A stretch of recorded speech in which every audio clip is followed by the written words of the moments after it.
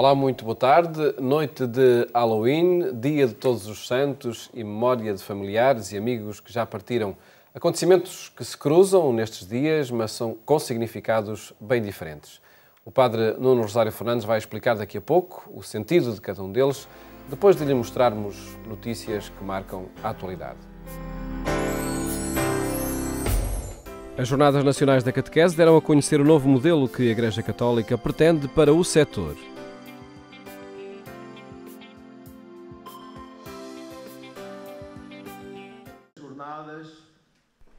As alterações abrangem a formação de catequistas, mas também toda a estrutura organizacional da catequese. O objetivo é abandonar um modelo demasiado escolar e apostar numa relação educativa mais próxima, com base na partilha de experiências de vida e de fé, para que tanto catequistas como catequizandos saiam enriquecidos deste encontro. Já estamos preparados para ir passar estes primeiros módulos já para os secretariados diocesanos, no sentido em que este ano os cursos de iniciação que ainda vão ter lugar até ao fim do ano possam já partilhar estes módulos que estão redigidos. Entretanto, estamos a trabalhar e pensamos que durante o Advento teremos a base essencial de todos os temas tratados, não é, do nosso rascunho, que também queremos começar logo a implementar a seguir ao Natal. O Departamento de Catequese do Secretariado Nacional de Educação Cristã está a ultimar os módulos do curso de iniciação Ser Catequista, que poderá ter a sua primeira edição nos primeiros meses de 2019. Todo o trabalho está a ser feito em colaboração com as dioceses e paróquias. A ideia, que não está ainda completamente definida, é de termos uma primeira edição um pouco mais pequena, para depois também ainda ouvirmos mais catequistas e mais formadores, para limarmos as arestas. Um trabalho um pouco mais lento, mas é imensamente enriquecedor. Nós também termos a noção de que em cada paróquia aquilo que nós estamos a dizer faz sentido. As Jornadas Nacionais de Catequese decorreram no Centro Pastoral Paulo VI, em Fátima, com mais de 600 catequistas de todo o país. A dimensão física dos espaços de catequese, o número de catequizandos em sala, tudo está também igualmente em equação numa renovação que representará um desafio adicional para os educadores cristãos. O novo modelo de catequese não se compadece com um grupo de meninos ali sentados, muitos meninos, que o catequista vê só de semana a semana. Porque aquele que acompanha tem que acompanhar no dia a dia, tem que conhecer o outro, tem que entrar em relação com o outro. Isto não se pode fazer com um grupo de 20 ou 30. Depois, isto também pode criar nos catequistas algo que é indispensável. Sempre se insistiu nisso, mas nós penso que temos que insistir cada vez mais, que é a flexibilidade, a adaptação à situação. A criança que chega e traz uma realidade que é daquele momento, que tem que ser atendida. Pode até virar de pernas para o ar a catequese que o catequista tinha preparado. Não é que a gente faça isso no dia a dia, mas pode-se ter a capacidade de improvisar naquela altura. Por isso é preciso uma preparação muito grande. É necessário instituir o Ministério de Catequista na Igreja Católica. É a opinião de Dom António Moiteiro, responsável por este setor na Conferência Episcopal Portuguesa.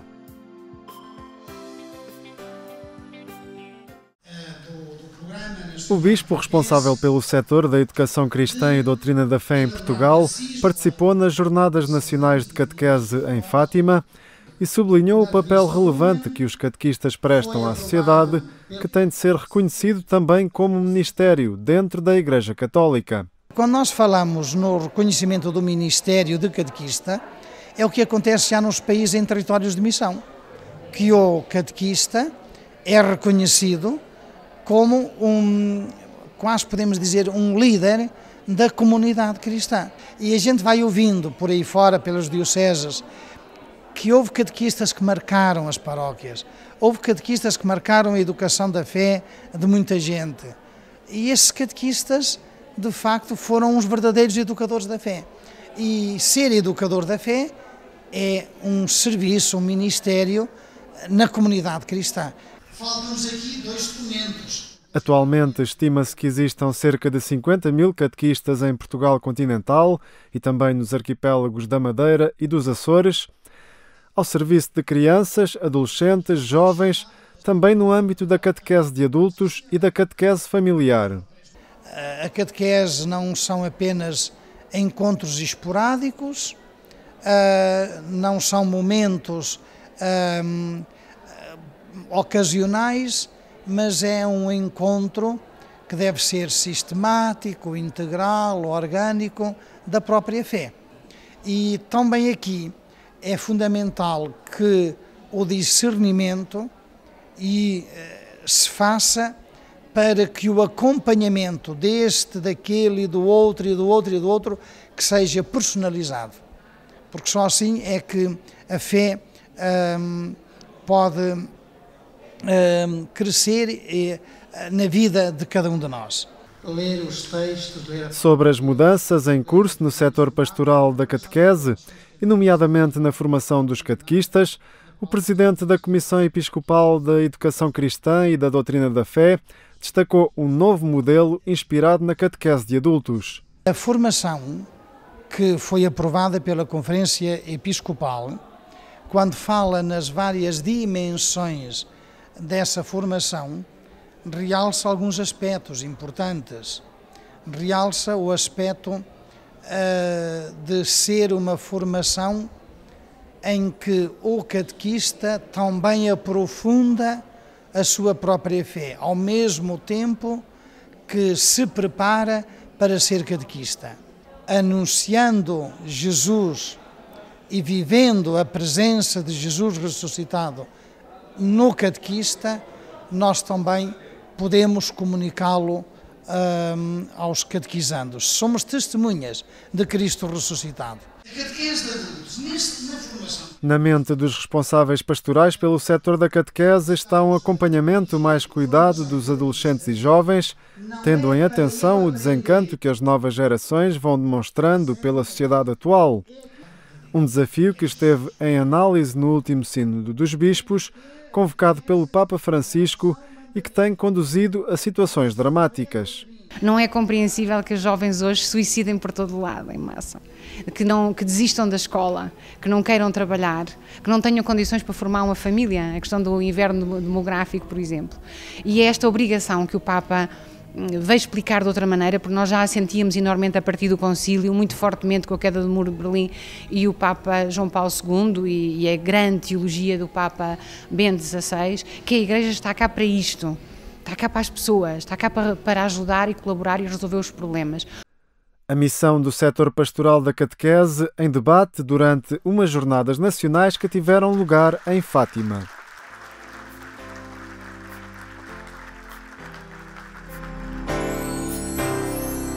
Pessoas com deficiência visitaram a exposição Um Manto de Todas as Cores, na Diocese de Leiria Fátima.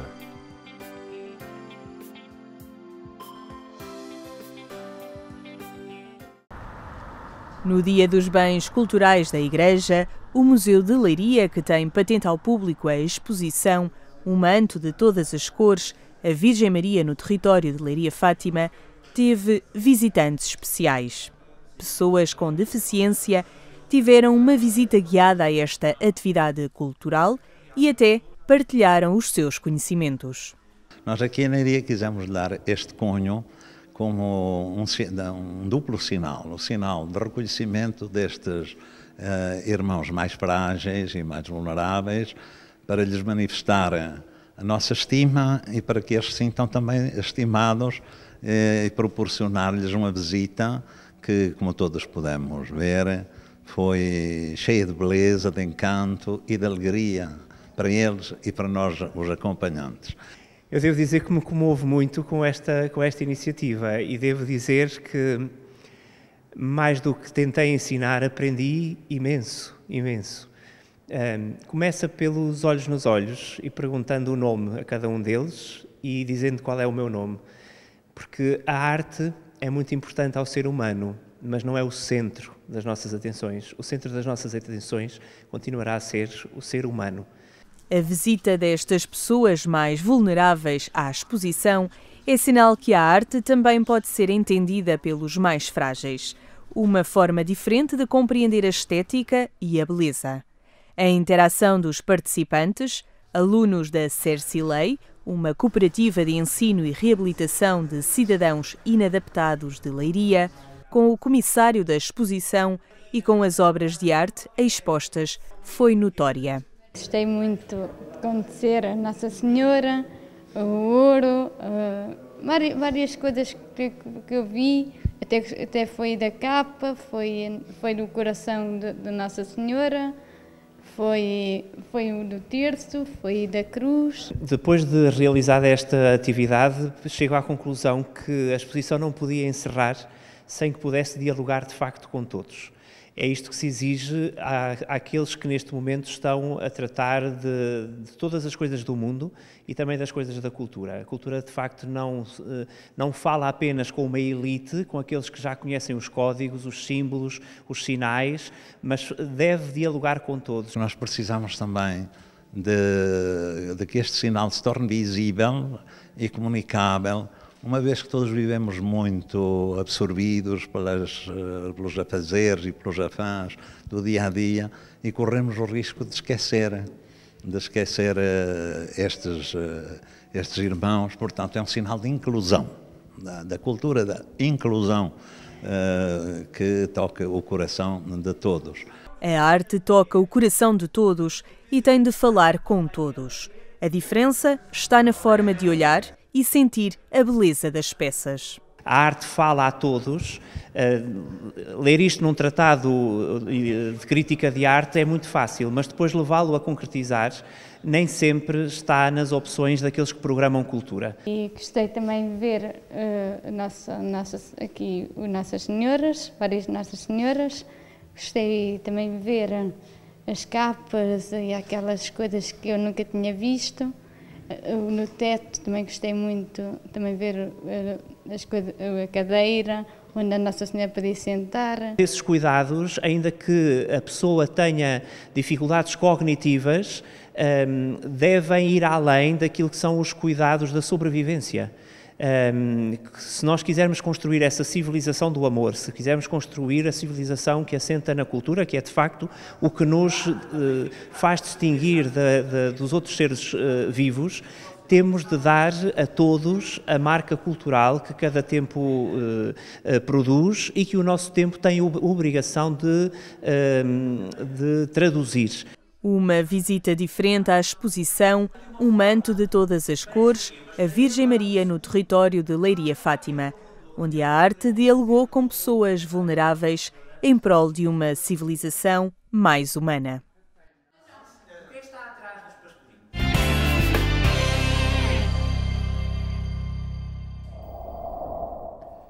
Mais logo acompanhe estas e outras notícias no portal da agência Eclésia. Esta noite, a Paróquia de Benfica promove uma Noite dos Santos. Acontece na emergência de outras tradições e talvez por causa dessa emergência. O padre Nuno Rosário Fernandes é pároco de Benfica e está hoje connosco para nos apresentar esta ideia na Paróquia de Benfica. Muito boa tarde, antes de mais. Boa tarde, Nuno. Obrigado por estar neste programa. Antes de irmos a esta noite, aquilo que vai acontecer em Benfica, o que é que acontece em muitas outras regiões do mundo, entre nós também, em muitas casas? Que conceitos são estes que se cruzam noite de Halloween com o Dia de Todos os Santos? Bom, esta vigília que falavas, e já falarei sobre ela, aparece sobretudo para fazer face àquilo que foi a emergência de uma tradição que na sua origem não é aquilo que ela é hoje, ou não era aquilo que ela é hoje, não é? O Halloween surge como, e a origem do nome, All Hallows Eve, significa véspera de Todos os Santos. E Todos os Santos é o dia que nós celebramos no dia 1 de novembro para assinalar precisamente e para recordar todas aquelas pessoas que na sua vida procuraram de alguma forma viver a sua comunhão plena com Deus. Quando falamos em Todos os Santos, é essa a proposta da liturgia católica, sobretudo para salientar e para lembrar a necessidade, para apelar a esta necessidade de uma vida em santidade. No fundo, é aquilo a que todos os batizados são convidados, não é? E, de alguma forma, como véspera e como todas as grandes festas na liturgia católica têm uma véspera, há uma celebração vespertina, surgiu um bocadinho esta tradição pagã, que na sua origem é uma tradição, dizem, segundo que aparece, pode ter várias origens, uma tradição pagã, uma tradição celta, uma origem celta, que no fundo depois levou àquilo que pode ser um culto dos mortos. No fundo, há lugares onde procuram acentuar isto, até numa dimensão religiosa, com uma visita a lugares a cemitérios, onde acendem velas, mas com seriedade, não é? No entanto, há aquele outro aspecto que é o aspecto comercial que nós percebemos que vai acontecendo muito com outras tradições religiosas. Lembramos, por exemplo, o Natal. O Natal que nós celebramos o nascimento de Jesus, a figura principal é Jesus Cristo, mas comercialmente apareceu aquela figura do Pai Natal, não é? Que nos foi trazido por uma empresa. Portanto, o Halloween surge um bocadinho nesta perspectiva comercial, não é? No fundo, para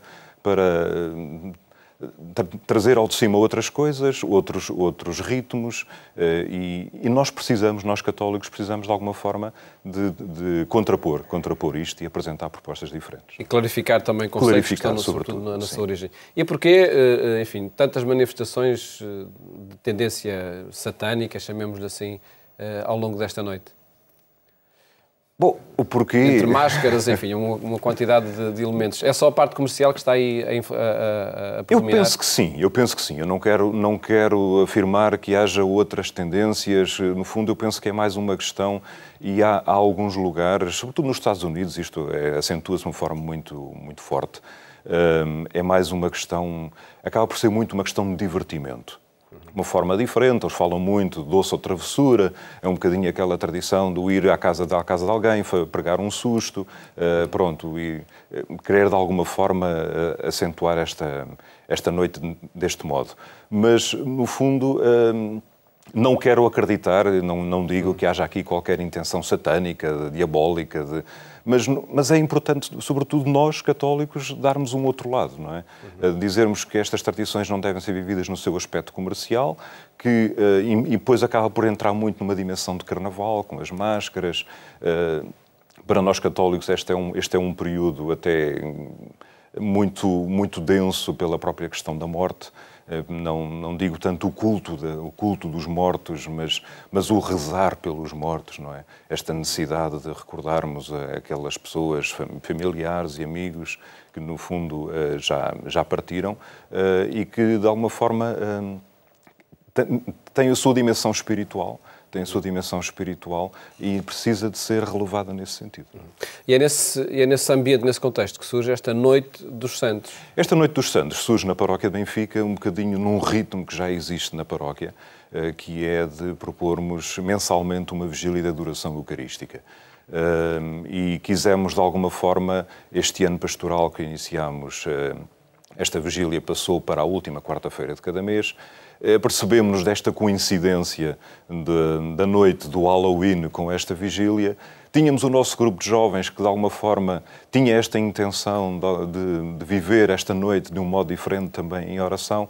E então juntámos um bocadinho as intenções e procurámos, sobretudo, chamar a atenção para isso. Uma proposta diferente, aquilo que inicialmente pode ser vivido, ou para muitos é vivido, e acabou por haver uma aculturação disto, não é? Mesmo cá em Portugal, há muitos lugares... Acaba por acontecer espontaneamente. Assumem-se essas tradições. Nós verificamos, por vezes, até nos jardins de infância, por exemplo, em determinados centros sociais, lugares da Igreja Católica, onde não é uma coisa proposta pelo próprio lugar, mas chega através dos próprios que lá estão, não é? E isto precisa, de alguma forma, de ser pela diversão que pode trazer, pela graça de uma máscara... E nós precisamos, de alguma forma, de apresentar propostas que possam contrapor isso, mas contrapor com sentido formativo. Não é? Não apenas, não é assim, tem que ser de outra forma, mas ajudar a perceber que há coisas que podem ser vividas numa dimensão espiritual de um modo diferente. Esta vigília quer fazer isso mesmo. E em causa não está, enfim, uma teimosia de querer ser contra essas diversões, mas o próprio sentido que tem a celebração de todos os santos. O próprio sentido da celebração, de acentuar a celebração de todos os santos e, sobretudo, de apelar a esta vida em santidade que o próprio Papa Francisco nos tem apelado tanto. Inclusive escreveu um documento, a Gaudete et Exsultate, Alegrai-vos e Exultai, sobre a santidade, não é? É um apelo, e o Papa diz, inclusive, que a santidade é algo que não deve ser vivido apenas pelos bispos, pelos padres, pelas freiras, mas é um apelo a todos. No fundo, é um chamamento todos os cristãos, todas as pessoas podem viver nesta santidade. E nós queremos, de alguma forma, até esta vigília vai ter muito este cunho nesta dimensão da santidade.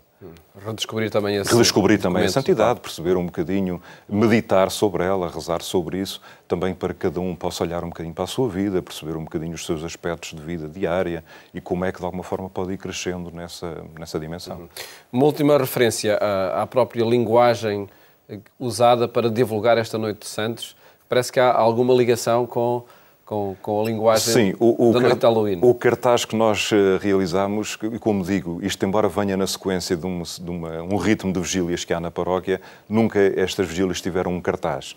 E para esta sentimos que era necessário fazer algo diferente, que de alguma forma pudesse chocar, mas chocar no bom sentido, para chamar a atenção, não é?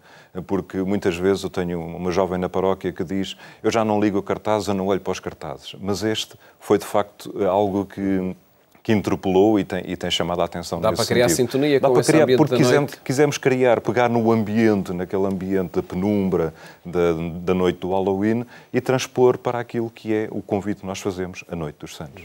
Na paróquia de Benfica, as portas vão estar abertas para... Vão estar abertas. Não para doces e travessuras, não é? Não para doces e travessuras, não aceitamos mascarados, mas apenas para rezar e para ter uma noite diferente. Uma proposta que está em sintonia com este Dia Todos os Santos, que se celebra no dia 1º de novembro. Padre Nuno, muito obrigado por ter estado aqui. Muito obrigado, Paulo. Obrigado pela oportunidade. A Eclésia a apresentar este projeto na paróquia de Benfica. E nesta Noite de Santos, continuo a acompanhar a experiência do Padre José António no Centro Hospitalar Universitário de Coimbra, junto de quem sofre, muitas vezes no fim da vida. Votos de boa tarde. Até amanhã, se Deus quiser.